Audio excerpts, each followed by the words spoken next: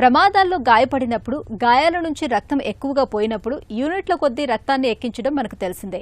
ఈ పరిస్థితి తాత్కాలికం. అయితే అలా కాకుండా నెలకోసారి రక్తాన్ని తప్పనిసరిగా ఎక్కించుకోవాల్సి వస్తే, అది కూడా జీవితాంతం రక్తం కావాల్సి వస్తే అంతకు మించిన దురావస్థ ఉండదు. తలసీమియా పిల్లలది ఇప్పుడు అదే పరిస్థితి. జన్యుపరముగా సంక్రమించే ఈ రక్తపిశాచి జబ్బు బారిన పడ్డాక నెలకోసారి ఖచ్చితంగా రక్తాన్ని ఎక్కించాల్సిందే, లేదంటే ప్రాణాపాయం తప్పదు. అసలు ఏమిటి తలసీమియా జబ్బు, ఎందుకు వస్తుంది, ఎలా వస్తుంది, పిల్లల ప్రాణాలని ప్రమాదంలోకి నెట్టే తలసీమియా జబ్బు గురించిన పూర్తి వివరాల్ని డాక్టర్ని అడిగి ఇప్పుడు తెలుసుకుందాం.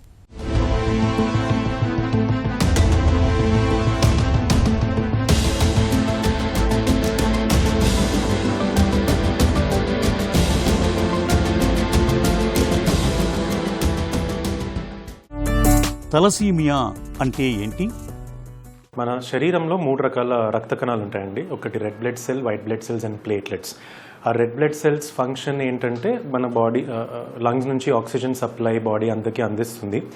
సో ఈ రెడ్ బ్లడ్ సెల్స్ ఆర్బీసీస్ ఏవైతే ఉంటాయో అందులో హిమోగ్లోబిన్ ఉంటుంది. సో ఈ గ్లోబిన్ జీన్స్లో ఆల్ఫా అండ్ బీటా, సో ఈ బీటా గ్లోబిన్ జీన్లో అబ్నార్మాలిటీ ఉన్నప్పుడు మనకి బీటా తలసీమియా అనే జబ్బు వస్తుందన్నమాట. ఈ బీటా తలసీమియాలో ప్రాబ్లం ఏంటంటే మన శరీరంలో బ్లడ్ ప్రొడక్షన్ అనేది కరెక్ట్గా అవ్వదు.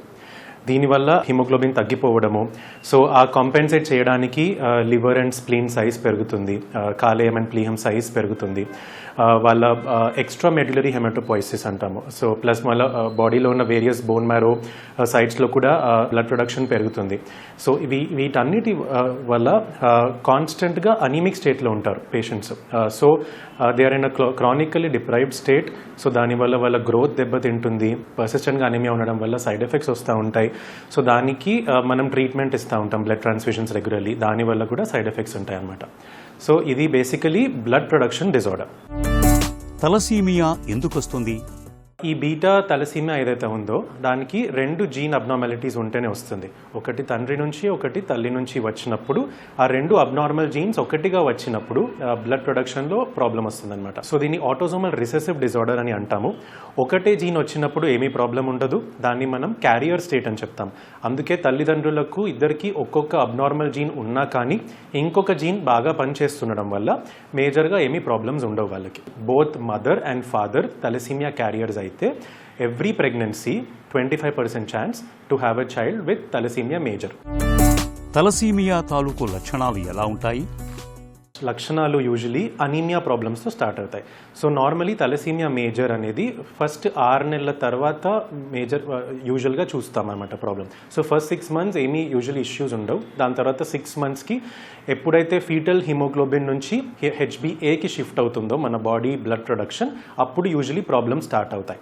సో ఎటువంటి ప్రాబ్లమ్స్ స్టార్ట్ అవుతాయి? గ్రోత్ సరిగా ఉండకపోవడము, చాలా అనీమియా ఉండి బేబీ తెల్లగా కనిపించడము, జాండిస్ కనిపించడము, దాని తర్వాత అబ్డామిన్ డిస్టెండెడ్గా ఉండడం. ఎందుకంటే లివర్ స్ప్లీన్ సైజ్ మెల్లిగా పెరుగుతూ ఉంటుంది.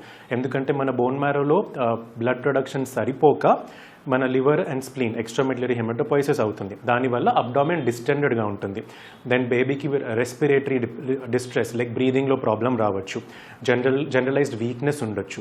సో ఇవన్నీ సిమ్టమ్స్ వచ్చినప్పుడు ఎప్పుడైతే డాక్టర్ దగ్గరికి వెళ్తారో వాళ్ళు ఎగ్జామినేషన్ చేసిన తర్వాత, బ్లడ్ టెస్ట్ చేసిన తర్వాత అనీమియా తెలుస్తుంది అనమాట. ఆ అనీమియా ఉన్నప్పుడు ఎప్పుడైతే తలసీమియా సస్పెక్ట్ చేస్తారో హెచ్బి ఎలక్ట్రోఫోరసిస్ లేకపోతే హెచ్పిఎల్సి అనే టెస్ట్ చేస్తారు.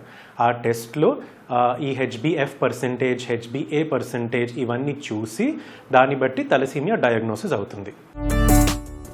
తలసీమియా జబ్బు పిల్లల జీవితాన్ని ఎలా ప్రభావితం చేస్తుంది?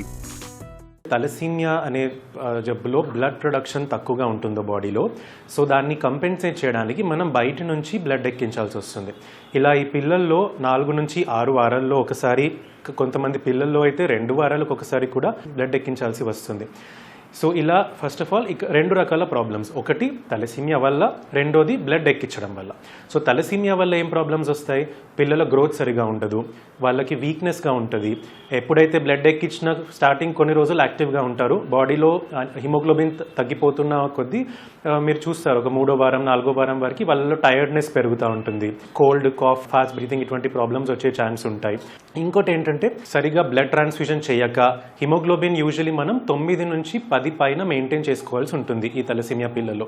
అలా సరిగ్గా నెల నెల బ్లడ్ ఇవ్వకపోవడము, 6 నెలలకోసారి బ్లడ్ ఇవ్వడము, ఇచ్చినా సరిగ్గా క్వాంటిటీలో సరిపడేంత ఇవ్వకపోవడం వల్ల వాళ్ళకి అబ్డామెన్ డిస్టెన్షన్ అయ్యి ఆ లివర్ స్ప్లీన్ సైజ్ పెరిగి దానివల్ల బ్రీదింగ్ డిఫికల్టీ లాంటి ప్రాబ్లమ్స్ రావడము, ప్లస్ ఒక్కోసారి ఫ్రాక్చర్స్ అవ్వడము. ఎందుకంటే వాళ్ళకి స్పైన్లో ఇలా వేరే బోన్స్లో బోన్ మ్యారో క్యావిటీలో బ్లడ్ ప్రొడక్షన్ ఎక్కువగా ఉంటుంది. సో సరిగ్గా ట్రాన్స్ఫ్యూజన్ అవ్వని పిల్లల్లో ఫ్రాక్చర్స్ లాంటి ప్రాబ్లమ్స్ కూడా చూస్తుంటాం. And because of this thalassaemia problem generally వాళ్ళకి ఇమ్యూనిటీ కూడా కాస్త తగ్గుగా ఉంటుంది వేరే పిల్లలు కంపేర్ చేస్తే. సో ఫ్రీక్వెంట్గా ఇన్ఫెక్షన్స్ లాంటివి వచ్చే ప్రాబ్లమ్స్ కూడా ఉంటుంది. నా సెకండ్ థింగ్ మనం చూసేది ఐరన్ వల్ల ప్రాబ్లం. ఇది చాలా మేజర్ ప్రాబ్లం. బ్లడ్లో ఐరన్ ఉంటుంది. ఆ ఐరన్ని బయటికి మన బాడీ స్వతహాగా ఎక్స్క్రీట్ చేయలేదు. అలా చేయడానికి మనం మందులు స్టార్ట్ చేయాల్సింది ఉంటుంది. సో ఎవ్రీ డే కీలేటర్స్ అంటారు ఈ మెడికేషన్స్ని. బాడీలో ఐరన్ లెవెల్స్ తగ్గించుకోవడానికి కీలేటర్స్ మెడిసిన్స్ వాడాల్సి ఉంటుంది. ఈ ఐరన్ అక్యుములేషన్ ఎక్కువగా అయినప్పుడు లివర్లో, హార్ట్లో, పిట్యూటరీ గ్లాండ్, థైరాయిడ్ ఇలా బాడీలో ఉన్న endocrine organs, liver and spleen and హార్ట్లో అక్యుములేట్ అయ్యి సెకండరీ ప్రాబ్లమ్స్ వస్తాయన్నమాట. లివర్ సరిగా పని చేయకపోవడము, కార్డియాక్ ఫంక్షన్ సరిగా ఉండకపోవడము, థైరాయిడ్, గ్రోత్ హార్మోన్ డెఫిషియన్సీస్ వచ్చి వాళ్ళ గ్రోత్ కూడా అవ్వకపోవడము, డయాబెటీస్ రావడము. సో ఇవన్నీ ప్రాబ్లమ్స్ వస్తాయన్నమాట.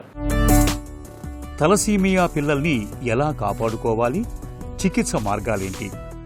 తలసీమియా పిల్లల్లో బ్లడ్ హిమోగ్లోబిన్ లెవెల్స్ 9 to 10 వరకు మెయింటైన్ చేసుకోవాల్సి ఉంటుంది. కాబట్టి ప్రతి నెల అయినా 3 వారాలైనా బ్లడ్ ఎక్కించాల్సి వస్తుంది. డిపెండ్స్ ఆన్ పేషెంట్ ఎలా మెయింటైన్ చేస్తున్నాడో దాన్ని బట్టి ఎన్ని రోజులకు ఒకసారి ఎక్కించాల్సిందో ఉంటుంది. ప్లస్ మనము చాలా ల్యూకో డిప్లీటెడ్ బ్లడ్ ఎక్కించాల్సి ఉంటుంది. బ్లడ్ క్వాలిటీ మంచిగా ఉన్న బ్యాంక్స్లో ఎక్కించాల్సి ఉంటుంది. నెల నెల ఐరన్ ఎక్కించడం వల్ల ఇందాక మాట్లాడుకున్నట్టు iron overload complications, liver, heart, pituitary, thyroid glands ఇవన్నిటికీ ఎవ్రీ 6 monthsకి ఒకసారి లివర్ ఫంక్షన్ టెస్ట్, దాని తర్వాత క్రియాటినిన్ చెక్ చేసుకోవడము, ఇయర్కి ఒకసారి హెచ్ఐవి, హెచ్పిఎస్ఏజీ, హెచ్సివి టెస్ట్ చేసుకోవడము, బ్లడ్ ట్రాన్స్ఫ్యూజన్ వల్ల ఇన్ఫెక్షన్స్ రాకుండా ఉండడానికి.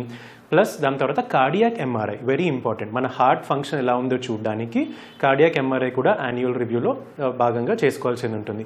ప్లస్ కీలేషన్, ఫెరిటిన్ లెవెల్స్ ఎప్పుడైతే 1000 పైన ఉంటాయో అప్పటి నుంచి మనం కీలేటర్స్ స్టార్ట్ చేసుకోవాల్సింది ఉంటుంది. ఆ ఫెరిటిన్ లెవెల్ని తక్కువగా మెయింటైన్ చేసుకోకపోతే ఇవన్నీ ఇందాక మాట్లాడుకున్న ఆర్గన్ డ్యామేజెస్ అయ్యి ప్రాబ్లమ్స్ వస్తాయన్నమాట. తలసీమియాకు బోన్ మారో ట్రాన్స్ప్లాంటేషన్తో ఫలితం ఉంటుందా?